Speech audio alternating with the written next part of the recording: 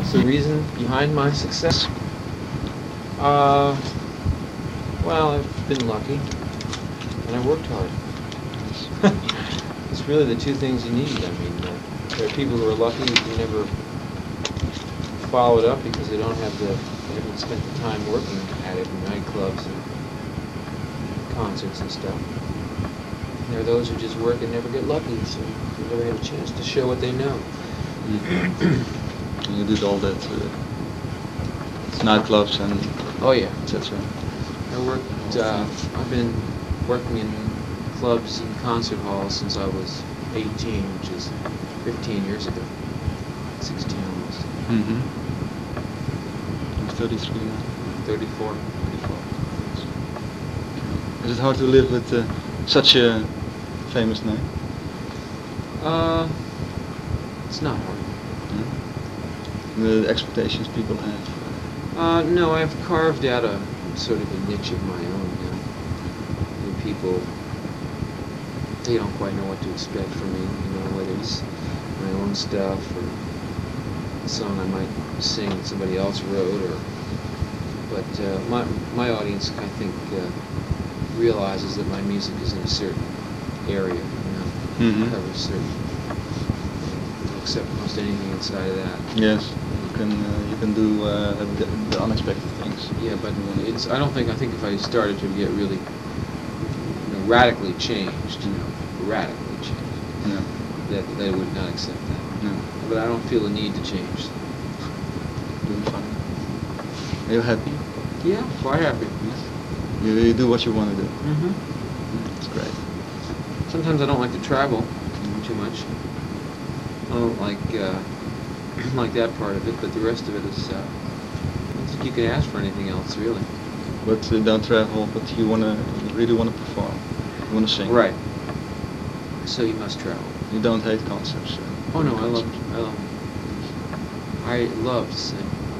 Yeah, it's, you know, what else? You get to a certain point. A lot of performers, they don't, you know. If you followed the careers of people that went to school with me, for example, now they're 34, some of them may not have amounted to much, but others are well along in their careers now. And so it's important that you find ways to enjoy what it is that you're doing, because there's no turning back, really. No. You can do anything else. Yeah, that's right. You know, even if I do have the education for a certain job, still I'm 15 years behind anyone else, you know. So I'm really glad that it's turned out the way it has. I'm happy all around, you know. You can always be richer, you can always be more famous, you can always have more of everything, but I have enough of everything. Yes. Is there a good balance between your work and your private life? Yes. What is more important to you? My private life now is becoming more important. And if you had to choose? If I had to choose, well, I've chosen once, and it was for my music and not for my private life. So I suppose if I had to choose, I'd always choose music. Yes? I think so. How important is your success then? It's not success so much as being able to do what it is that I have to do in order to keep active. You know, which means the road, it means writing, it means experiencing things sometimes that are unusual for a specific reason. In fact, bon appetit. just a little bit I have to eat. I eat a day. Okay. How important is your music to you? Well, I think it's all important, but like I said, I'd probably choose it over private life. It's the most important thing in the world for you? I have a lot of room for improvement. So You don't have I wife? have a life I don't need more. I'm divorced. Children? No children. No children. You like to have? I might like to have some. Yes? But you know, then you're into the area of choosing again. You know, for real. I suppose at least for the time I was raising them, I would choose for them, of course. Did you change since you're in the show business? Well, I'm a little stronger than I used to be. Physically or? Yeah, in every way. I think I'm physically more durable, just because I'm accustomed to everything, you know. I'm comfortable. And in many ways, I just think you have to be more disciplined in order to keep yourself together when you travel. The road will, I think, undo you if you don't become disciplined in some fashion. So you have to become disciplined. What is the most touching event in your career? Well, I had two pretty big moments last year. I played in Belfast, Ireland, for 2 shows, and the town was all gutted, and no one was in the town except 3,000 people who were there to hear me. And it was very, very touching, and frightening. And I was in Israel for about 5 days when Gold in My Ear died, and sang every night there in 5 different cities. And it was a very moving experience because I just sort of injected myself into the middle of this whole thing, having never been there before and knowing nothing about it. So that was very fun. Yes. This is something you laughed a lot about? Oh, I laugh at Carter quite a bit. I like him. It's good for lots of laughs. I'm nothing but really, I don't, other than a few comedians that I kind of like, old-timers and other people, I mean, I like comedy quite a bit, actually. So most of the people around, in fact, I probably know more about the comedians that are working around just because I watch them than the contemporary musicians that are around. And most of the time, I'll listen to a little bit of something and kind of turn it around. But Carter, you're not going to vote for Carter? I don't know. Voting is a tricky thing. Sometimes I vote, sometimes I don't. Very often, you wouldn't want to say you voted for either candidate.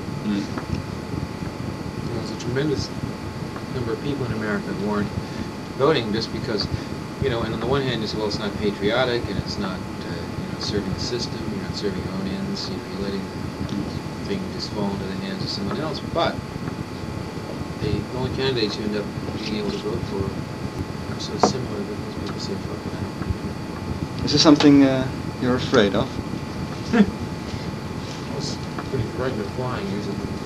Yes? Why? I don't want to be debris falling out of the sky. You always had it, or just it came up? Just recently I've started to be a little nervous about flying. Yes? After some kind of air crash?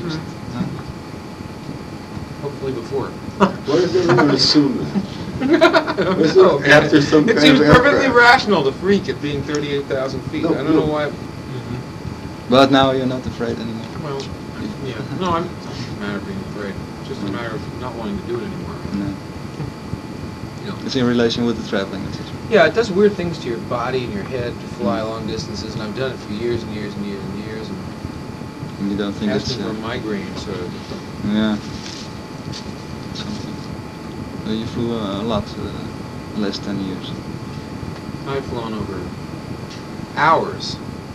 I was figuring it out, maybe 5,000 to 6,000 hours, which is a substantial number of hours in the sky. It's not a lot, not tremendous amount. You could be a very good pilot with the amount. Just see me. What are your future plans? Well, I met a nice girl in Israel last year, so I'm going back over there now, after this. And, I don't know, she'll tell me what our future plans are. Falling in love. Yep. A Jewish girl.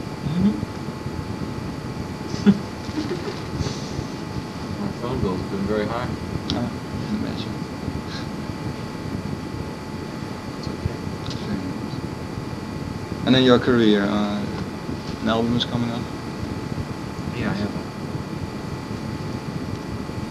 an album for the United States, which will be similar to Chain Lightning. I never did get Chain Lightning out the US, so because I had to switch record companies. Kind of a year drifted by. So now I'm going to record some more stuff and put out a new album for Casablanca, which will be a little different in Europe. Yeah, Casablanca is with... Neil Bogart. Yes. Is this a film company too? Yeah. You want to do something Midnight in film? Express. You want to do something in film too? No, I've done a few things. As an actor? No. This is, scoring films. Not scoring, but writing some tunes.